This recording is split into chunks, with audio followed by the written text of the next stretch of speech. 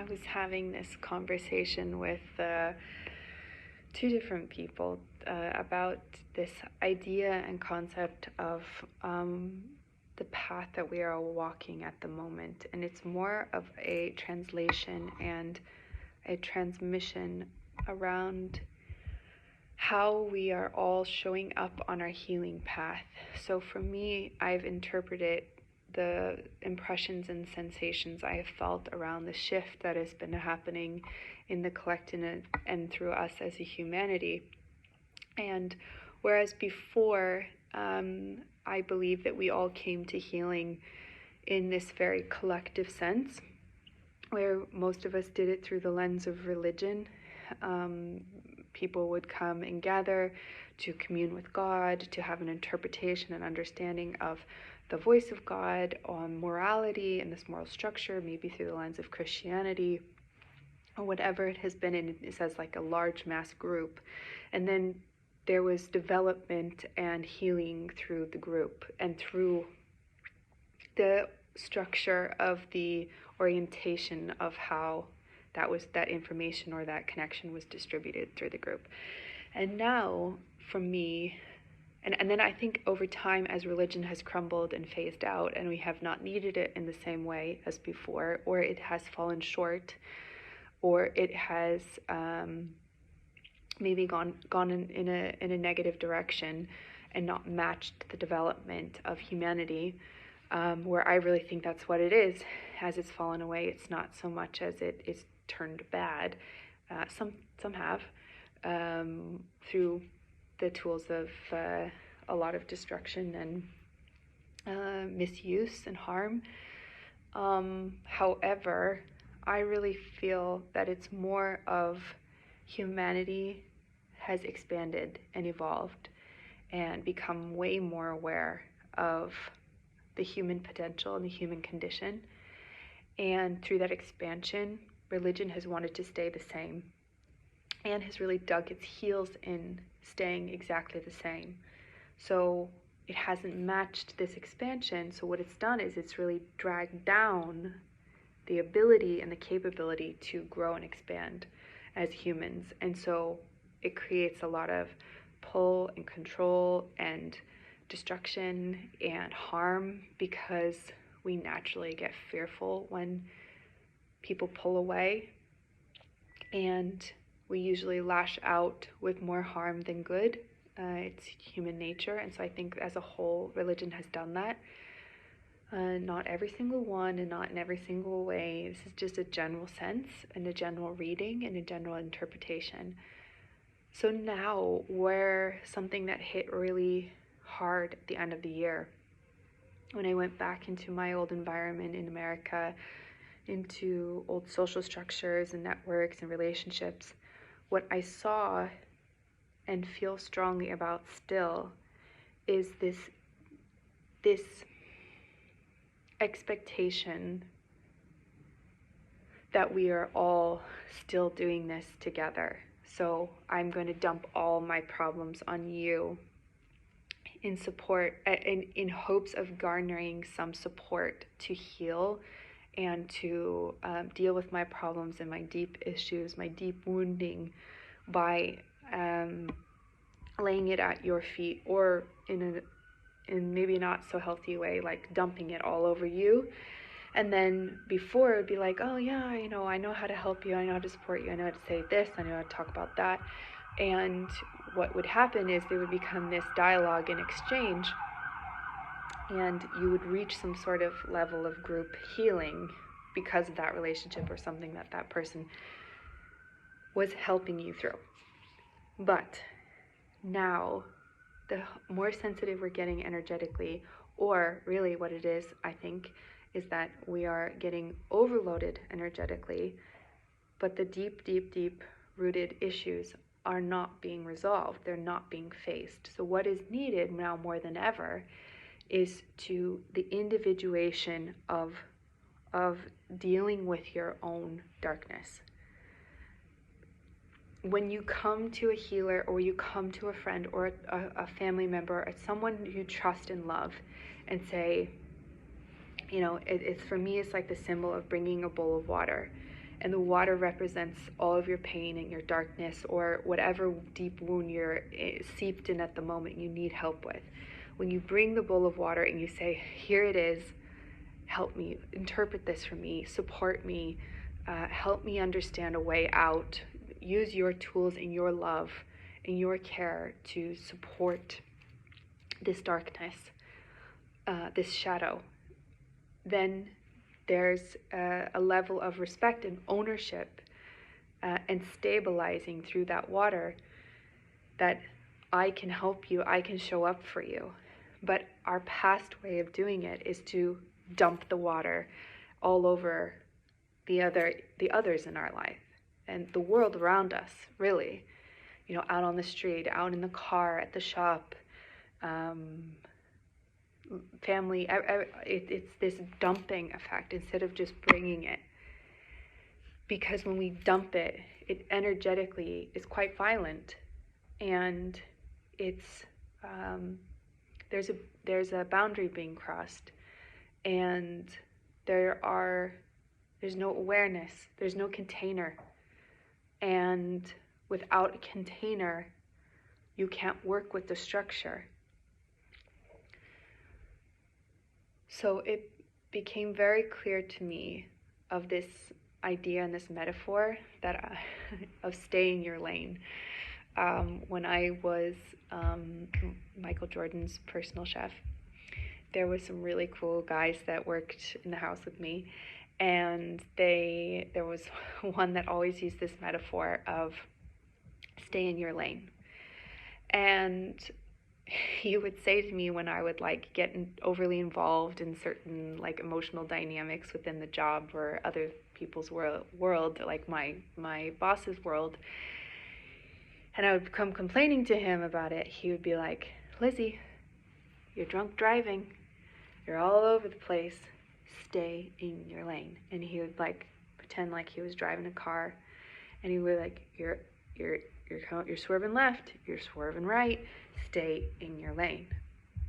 And he would just, do this cute little shuffle of like, stay in your lane. This is your lane. You're swerving over into my lane, or you're swerving over into so-and-so's lane, or again, the drunk driving, you're all over the place, stay in your lane.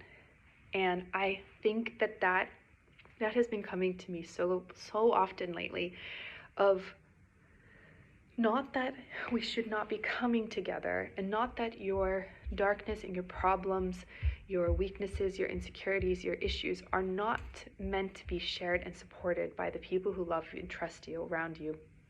It's that now more than ever, every person on this planet has reached their limit. In either it's subconscious or it's fully present every single day.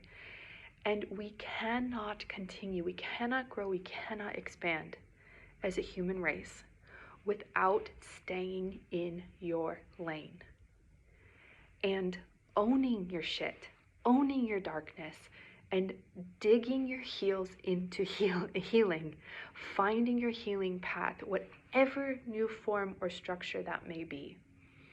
But the old ways are not serving you, they're not serving me, they are not serving this planet, and it has to end.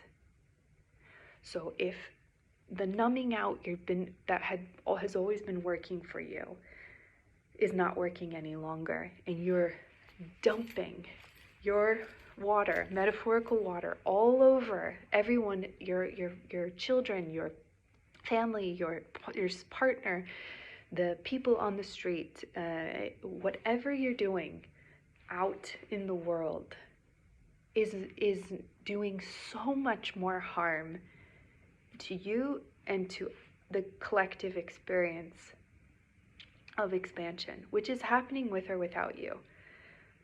I would believe that it's happening with you, but where are you along the road?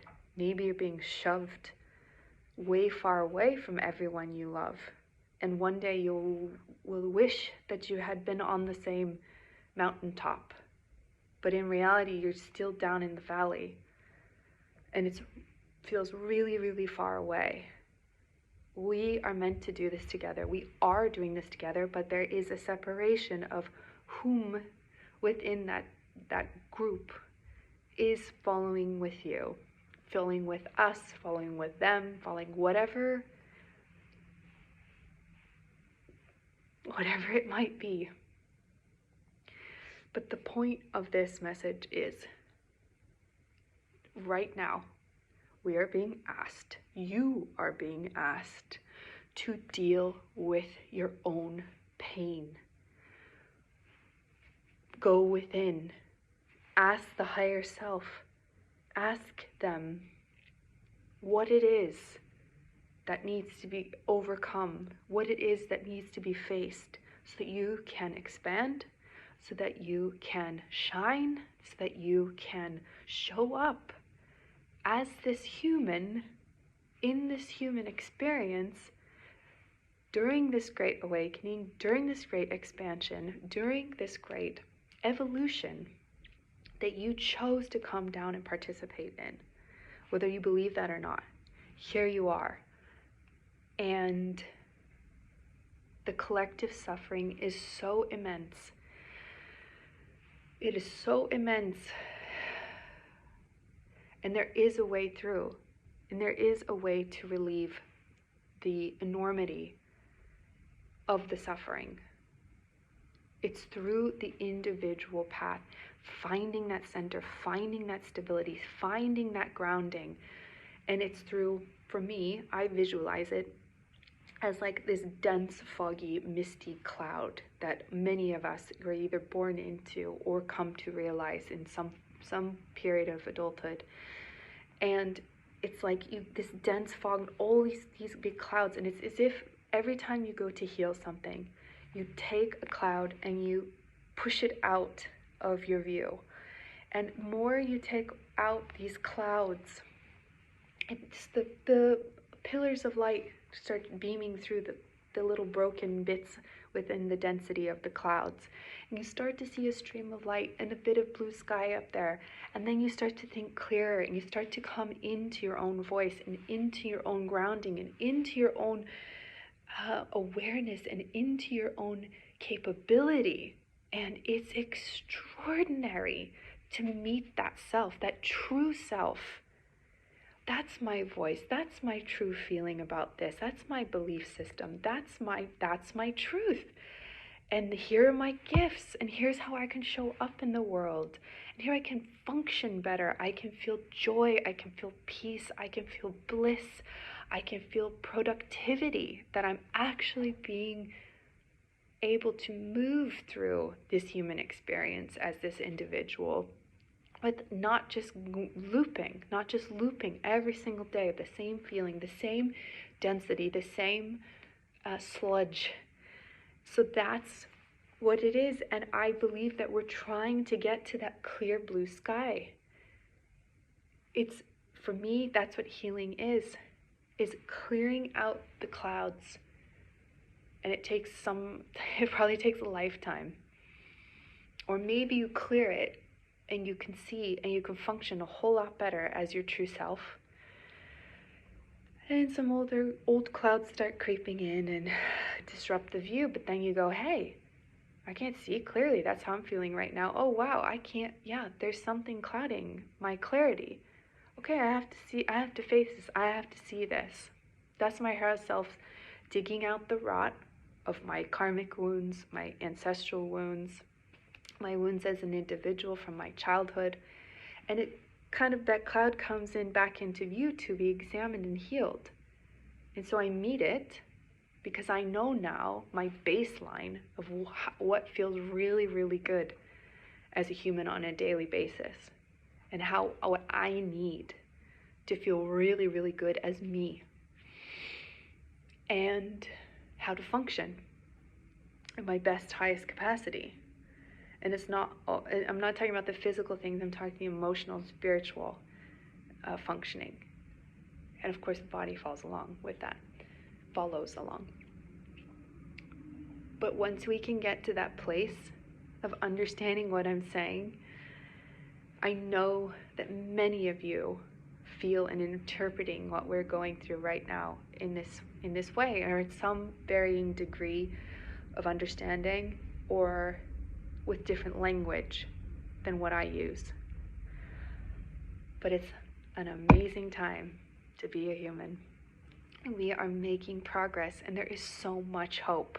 There is so much hope, and there is so much clear-sighted vision for so many, like never before.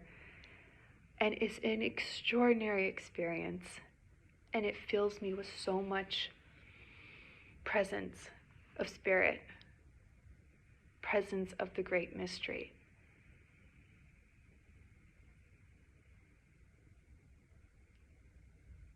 And I invite you to find your lane, to find your stability, to find your core,